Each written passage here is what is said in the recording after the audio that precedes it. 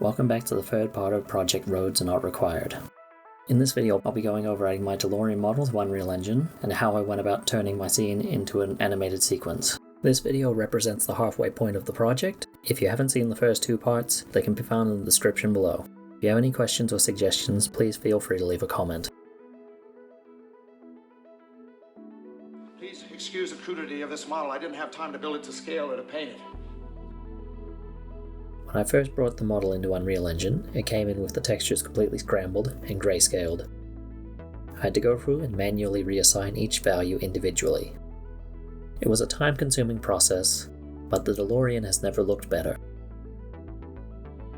For each of the over 240 material nodes, I had to locate where on the car it linked to and which substance that part was supposed to be made out of. Luckily, I was aided in the process after I found a collection of high-detailed reference photos of the original A car online.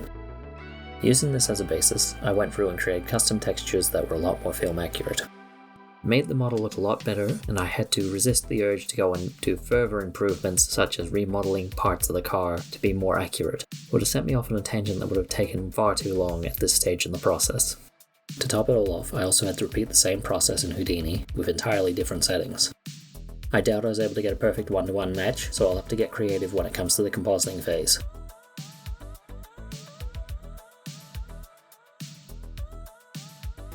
As I had said in the previous video, I used a player-controlled car to get up to speeds of 88 miles per hour. Following the course of my road, I repeatedly drove the same path over and over again, trying to get the best take. It wasn't that easy because the car I was using had a serious tendency to swerve, and it was hard to get reliable motion all the way through.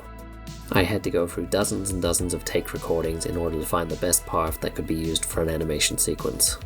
Over time I did get pretty good at driving this course with the swerving car, but next time I think I'll try a different vehicle moving forward.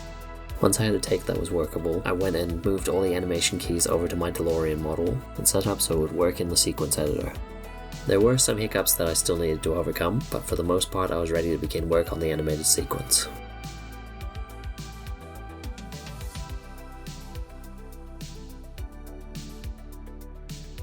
The animatic sequence was a constantly evolving process that is still ongoing and will no doubt keep changing right up until the deadline. Working with the sequence editor, I had to place cameras according to my storyboards and refine the timing to best convey each action. Setting keyframes in the sequence editor, I created a cinematic which turned on lights and added effects using emissive materials and temporary particle systems from Unreal asset packs that will serve as placeholders until my custom effects that I'm crafting in Houdini are ready to be inserted into the piece. Even then I wasn't fully satisfied with the look of the piece, so I took the further step of bringing in reference footage from each of the shots that motivated my sequence and projecting it over my animation. Using these projections as a guide, I rebuilt each camera to better follow the style of the source material, even going so far as to set it to 35mm film stock as was used in the original film.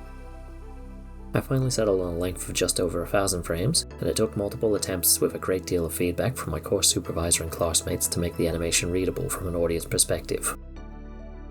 It took a lot of effort to get right, but the results speak for themselves. The following is the animatic as it currently stands.